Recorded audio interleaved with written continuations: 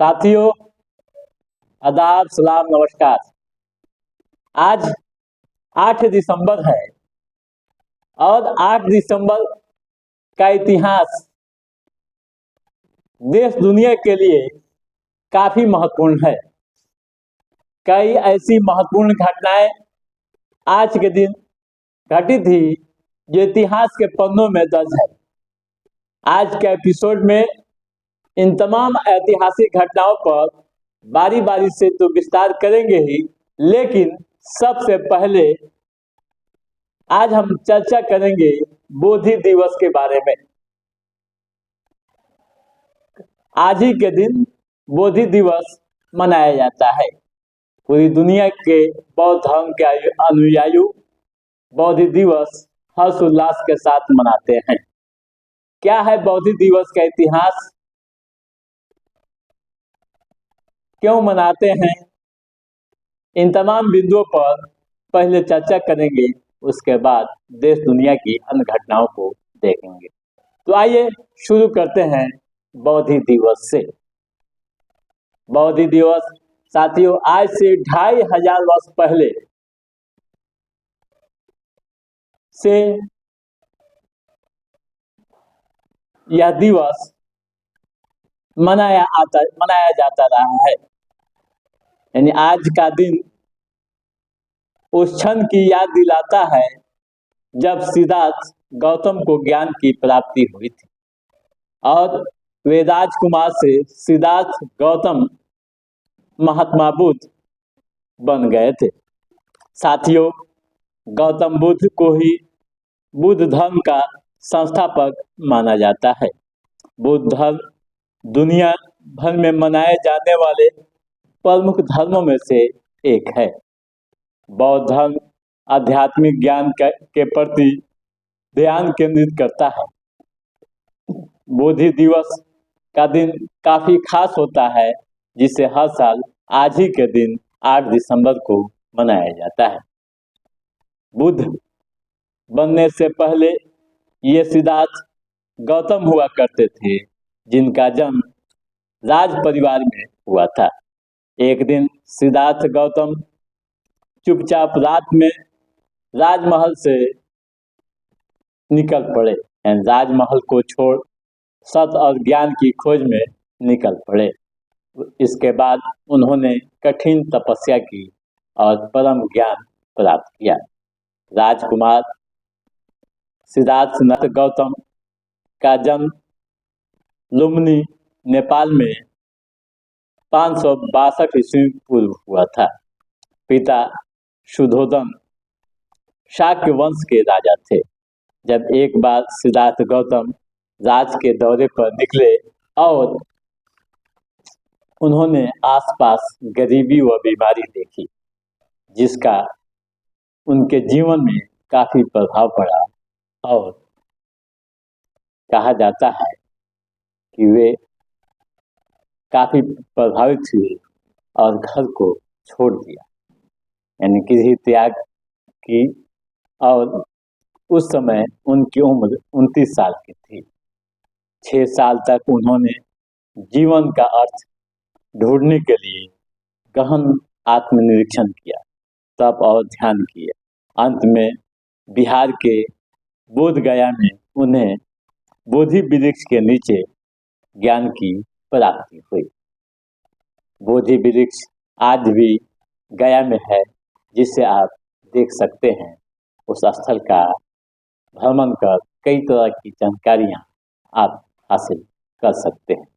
तो साथियों, ये हुआ बुद्ध के बारे में संक्षिप्त परिचय, बोधि दिवस की चंद शब्द। आइए और आगे बढ़ते हैं आज के इतिहास में और क्या हुआ था। साथियों, आज का इतिहास भारतीय नौसेना के लिए भी काफी महत्वपूर्ण है। आज ही के दिन 1967 ईस्वी को भारतीय नौसेना को पहली पनडुब्बी कलवरी मिली थी।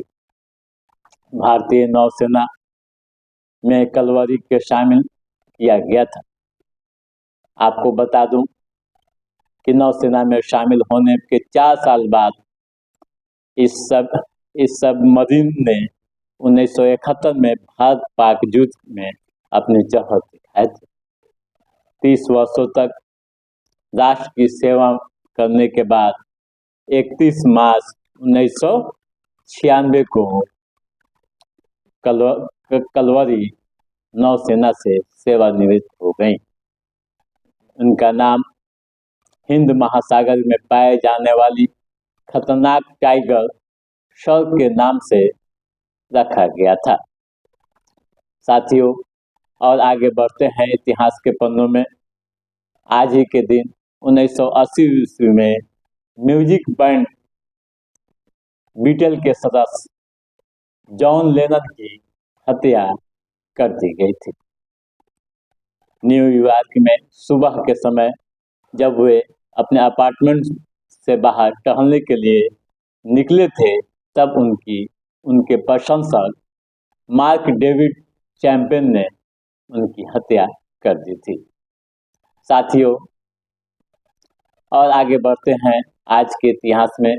साथियों, आज ही के दिन फिल्मी जगत के मशहूर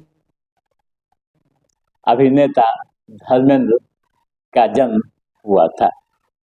आपने उनकी फिल्म देखी होगी।